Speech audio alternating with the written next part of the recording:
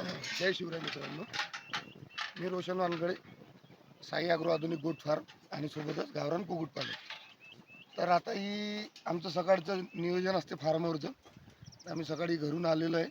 आपला फार्म हा पूर्ण शेतात आहे आणि घरापासून जवळपास 1 किलोमीटर दूर आहे.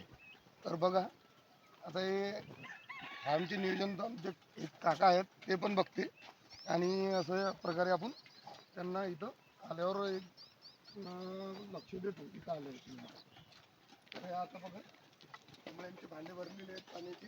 त्याच्यानंतर त्यांना खाद्य टाकून झालेलं आहे. आज खाद्यामध्ये त्यांना मका आणि काही म्हणजे मिक्स टाकलेलं असेल अजून काही.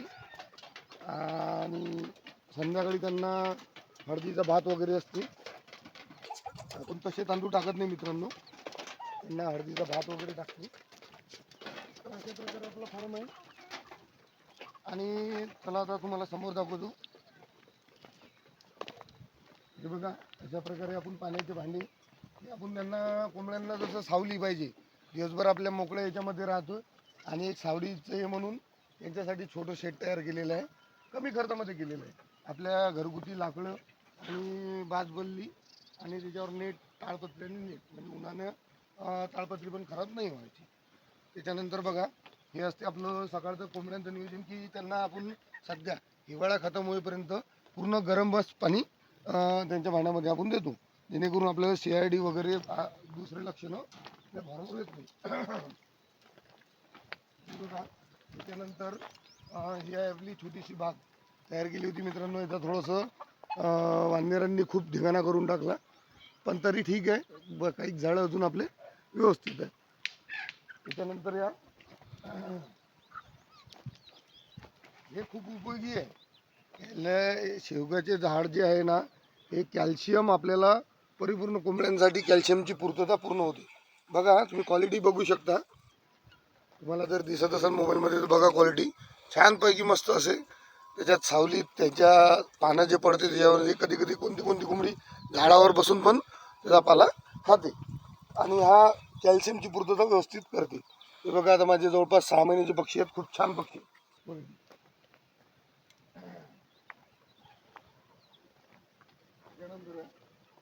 त्याच्यानंतर आहे आपलं बकऱ्यांचं शेड. आपण सध्या प्युअर गावरांमध्येच काम करत आहे. प्युअरमध्ये गावरांमध्ये काम करत कुक्कुटपालन सोबत आपण गोटपालन. तर प्युअर गावरांमध्ये काम केल्याच्यानं आपलं बंदिस्त शेळीपालन नाही आहे आणि आपण आता धीरे धीरे याच्यामध्ये सुरुवात केलेली आहे. म्हणतात ना, नवीन माणसांनी कधी सुरुवात छोट्यापासूनच केली पाहिजे. तर छोट्यापासून केली पाहिजे म्हणून आपण छोट्यापासूनच सुरुवात करत आहे. आणि आपण छोटे छोटे म्हणजे छोट्या म्हणजे जवळपास 6 मोठ्या शेळ्या घेतल्या होत्या फक्त.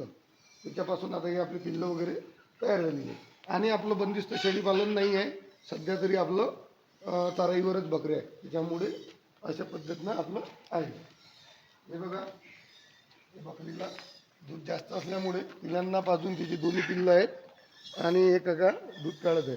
आमचा कालू आहे, याला पण दूध लागते थोडंसं, त्याच्यासाठी याची पूर्तता होऊन जाते त्याच्यामध्ये. छान क्वालिटी आहे मित्रांनो. हा आमच्याकडला ब्रीडर आहे. बघा, गावरांमध्ये आहे, पण याची क्वालिटी बघा. गावरांच्या हिशोबानं क्वालिटी बघा, टॉप क्वालिटीमध्ये ब्रीडर तयार होत आहे. आणि महत्त्वाचं म्हणजे अदंत आहे. हे बघा, अदंत आहे अजून. आणि हे पिल्लू असं जोरदार बनणार आहे. गावरांमध्ये पण टॉप क्वालिटीचं आपण काम करू शकतो. याच्यावरून हे आहे टॉप क्वालिटीचं ब्रीडर बनणार. हे आपल्या घरचीच गाय आहे मित्रांनो. तर याला आपण आपल्या फार्मवर राहते एनी टाईम.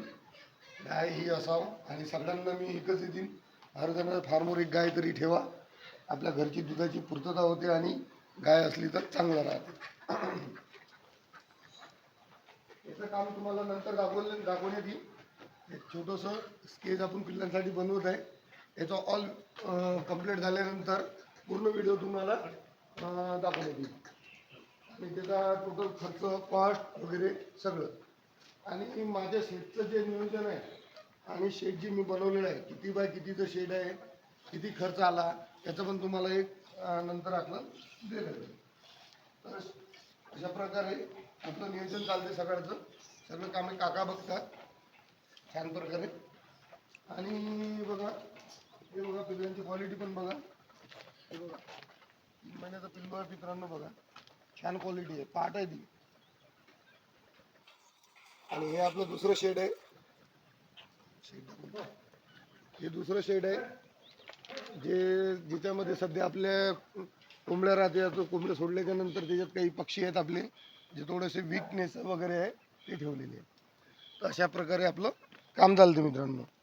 तर मला असं वाटतं की जेही याच्यामध्ये काम करू इच्छितात त्यांनी माझ्या व्हिडिओला किंवा माझ्या चॅनलला सबस्क्राईब जरूर करा. कारण कसं आहे, मी तुम्हाला उपयुक्त माहितीच हे देतो माझ्या चॅनलवर. आणि माझ्या फार्मवर आलेले प्रॉब्लेम हे पण मी क्लिअर करतो. त्याला कारण असं की मी पण बघितलं सगळेजण सक्सेस सक्सेस सक्सेस याच्या मागे जास्त आहेत. Success story. पण मला असं वाटतं कुठंतरी की रिअल हकीकत पण आपण फार्मची सांगितली पाहिजे की जी क्वालिटी आपल्याकडे आहे, काय काय प्रॉब्लेम येते. त्याच्यामध्ये काय होते, नवीन जो व्यावसायिक असते त्याला व्यवसायात उतरण्यासाठी छान प्रकारे मदत मिळते. म्हणजे तो एक चला की त्याला ट्रेनिंग घेऊन जर नाही इच्छित होतो किंवा ट्रेनिंग त्याच्यापासून खूप दूर आहे. आणि ट्रेनिंग मित्रांनो एका दिवसात असते. ट्रेनिंगमध्ये तुम्हाला प्रॅक्टिकली थिओरिटिकली जर तुम्हाला शिकतो म्हटलं तर हा व्यवसाय शिकणं इम्पॉसिबल आहे. याच्यामध्ये आपल्याला खूप वेळ द्यावा लागतो आणि हे एका दिवसाचं काम नाही आहे. आता कसं आहे, मी कुणाच्या ट्रेनिंगच्या याच्यावर नाही बोलत की चला तुम्ही एका दिवसात पूर्ण ट्रेनिंग देऊ शकता इच्छिता. पण मी पण गेलेलो आहे, त्याची काही हे नाही आहे. मी पण ट्रेनिंग घेतलेलं आहे, मी पण गेलेलो आहे. पण माझ्या मते ट्रेनिंग हे एका दिवसात होत नाही. आणि मलाही पण लॉस आलेला आहे सुरुवातीला. मला पण प्रॉब्लेम झालेले आहेत. पण मी त्याच्यामधूनच शिकलो. ही आमची स्टोर रूम आहे. आता बघा एक गाय आणि शेळ्या तरी आम्ही भरपूर स्टॉक असा हा भरून ठेवतो. कारण कसं आहे, बरसातचं काम असते. पावसाळ्यामध्ये आपल्याला हे लागते मटेरियल आवश्यक आहे. कारण त्याच्यामध्ये कसं असते, पावसाळ्यामध्ये आपण ज्यावेळेस सोडतो त्यावेळेस पाणी पाऊस असला तर शेळी जर भिजली तर ते प्रॉब्लेम येऊ शकतात. तर अशा प्रकारे काम चालते मित्रांनो. त्याच्यानंतर जर आपल्याला काही अजून माझ्या फार्मर प्रॉब्लेम किंवा माझी जी सक्सेस राहील समोर चालून माझ्या काय काय हे होईल त्याच्यामध्ये मी तुम्हाला सांगत जाईल. ही माझी बॅच. आता मी सगळ्या मोठ्या कोंबड्या विकल्या होत्या मधात. कारण कसं एवढं सांभाळणं थोडंसं हे झालं होतं. माणसाच्या भरोश्यावर काम आहे आपलं सगळं सध्या त्याच्यामुळे. तर अजून तुम्हाला याच्यानंतर काय राहील तर मी सांगतच राहील. आणि बस अशा प्रकारे तुम्हाला माझ्या फार्मवरचे आणि माझ्या चॅनलवर चांगले चांगले व्हिडिओ भेटत राहील.